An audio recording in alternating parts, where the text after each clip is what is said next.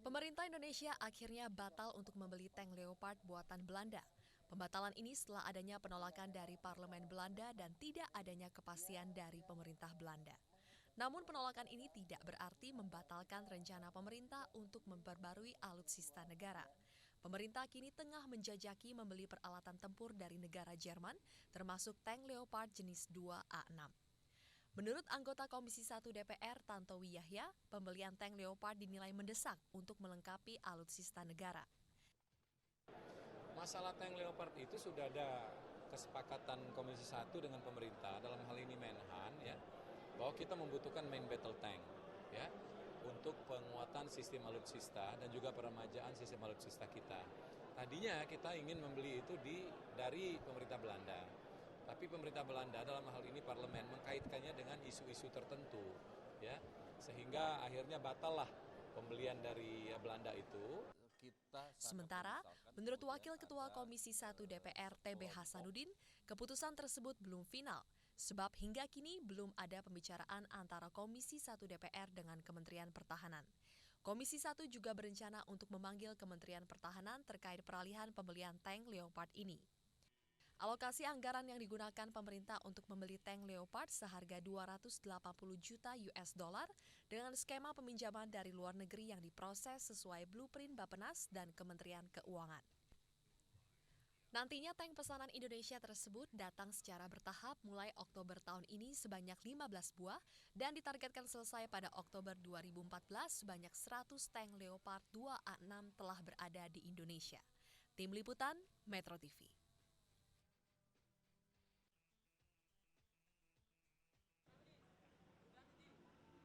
Berbeda partai, satu modus. Hal tersebut terlihat dari dua kasus korupsi yang melibatkan anggota partai di DPR RI.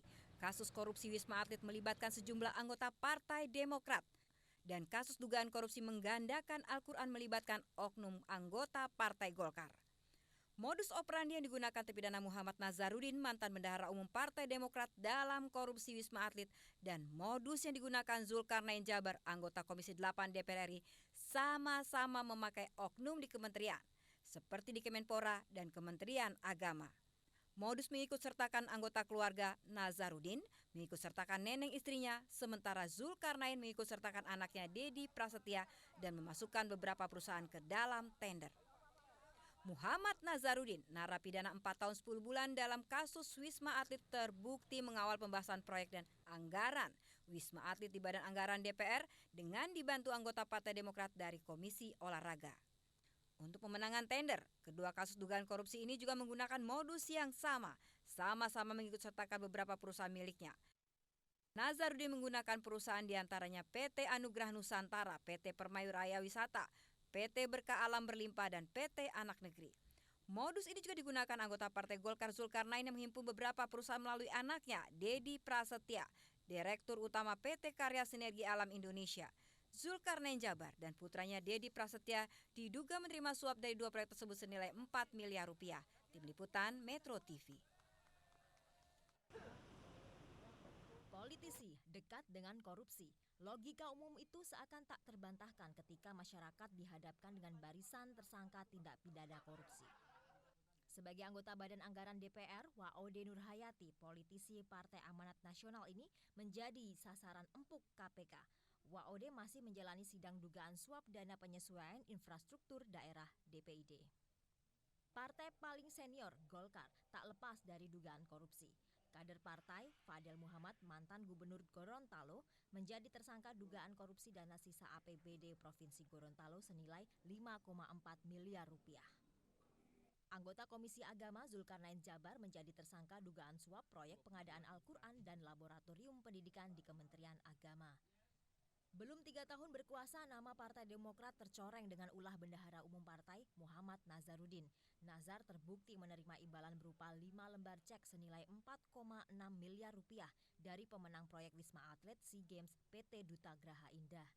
Nazar dihukum penjara selama 4 tahun. Katakan tidak pada korupsi semakin terbelenggu oleh dugaan korupsi. Angelina Sondak ditetapkan tersangka korupsi Wisma Atlet sejak Februari lalu. Dari jajaran bintang iklan Partai Demokrat itu, Ketua Umum Partai Anas Urbaningrum masih ketar-ketir. KPK memeriksa Anas 2 kali terkait dugaan suap proyek pusat olahraga Hambalang. Apakah Anas menjadi tersangka selanjutnya? Tim Liputan Metro TV.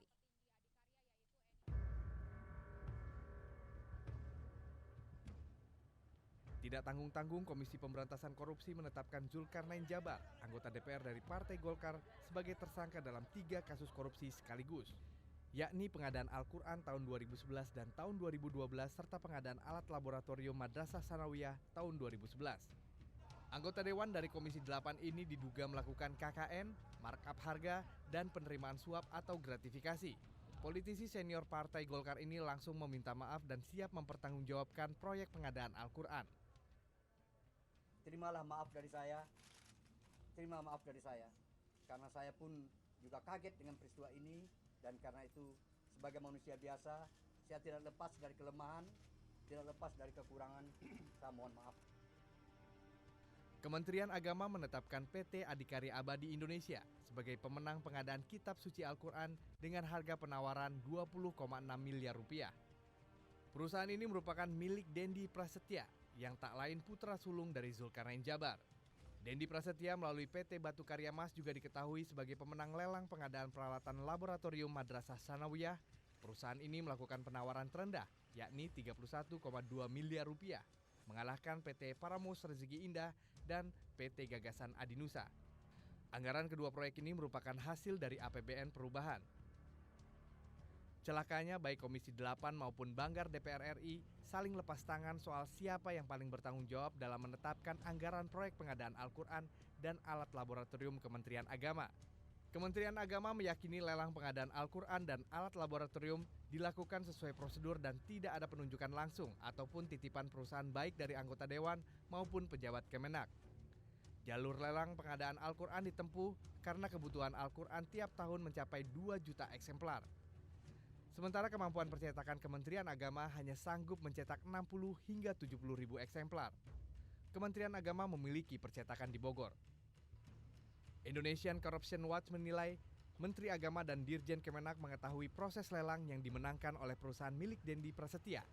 Apalagi perusahaan ini seringkali memenangkan lelang proyek-proyek di Kementerian Agama. Ini yang patut kita sayangkan ya. Kementerian Agama ini kan mestinya jadi imam bagi departemen atau lembaga negara yang lain gitu ya. Istilah kami itu Kementerian Agama ini tiang agamanya di Indonesia gitu ya. Kalau Kementerian Agamanya korup, ya kita jangan heran kalau kementerian-kementerian yang lain yang tidak mengurus agama, yang tidak tahu bahwa korupsi itu bukan hanya merugikan negara tapi juga dosanya sangat besar ya, banyak korupsi gitu ya. Hasil survei KPK tahun 2011, Kementerian Agama menduduki peringkat terbawah dari Indeks Integritas dari 22 instansi pusat. Angka Indeks Integritas Pusat Kementerian Agama hanya 5,37 yang mengindikasikan banyaknya praktek suap dan gratifikasi. Suap dan gratifikasi banyak terjadi di pendaftaran perpanjangan izin penyelenggaraan ibadah haji khusus dan perpanjangan izin kelompok bimbingan ibadah haji. KPK juga meminta Kementerian Agama untuk melakukan moratorium pendaftaran haji. Sebab saat ini calon jemaah haji yang telah terdaftar mencapai 1,8 juta orang dengan jumlah setoran yang terkumpul sudah mencapai 38 triliun rupiah. Tim Liputan Metro TV.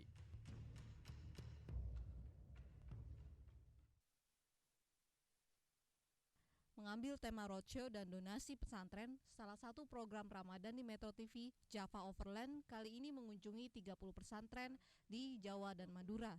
Pesantren dipilih dalam program Java Overland tahun ini karena memiliki peranan besar sebagai salah satu institusi Islam.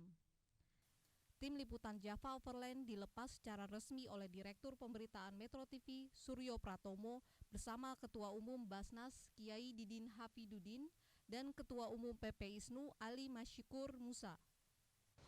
Ingin kembali menguatkan peran pesantren itu dengan masyarakat sekitar. Jadi jangan sampai pesantren itu besar sendiri, ya dia yang besar internal pesantren, megah misalnya bangunannya, tapi kemudian masyarakatnya miskin. Memilih pesantren sebagai program dan tujuan Java Overland ini adalah untuk menilai dan mengulang lagi bahwa pesantren adalah pintu gerbang utama untuk proses islamisasi di Indonesia. Program Java Overland akan ditayangkan di Metro TV mulai 1 Ramadan selama 1 bulan penuh. Tim Liputan Metro TV.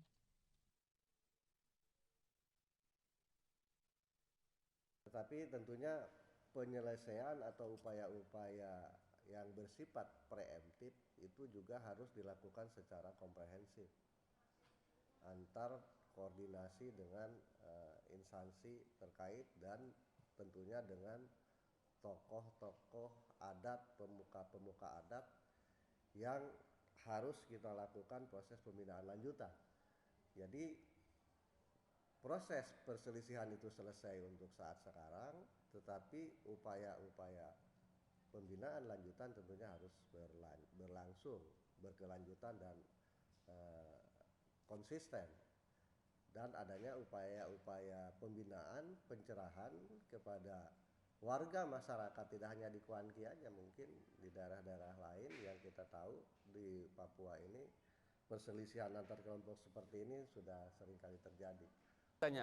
Migas kayak seperti di Tangguh ya. Tangguh itu kan dulu di kontraknya tidak ada supply untuk dalam negeri. Ya, kita minta kemarin, kita yakinkan mereka mulai tahun depan akan diberikan dalam negeri untuk lokal. Jadi gas Tangguh 230 juta kubik feet per day akan diberikan oleh Tangguh untuk keperluan dalam negeri. Report ya, kita punya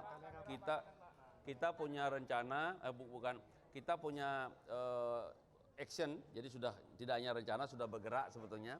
Ada renegosiasi, baik di bidang pertambangan maupun juga di bidang minyak dan gas bumi.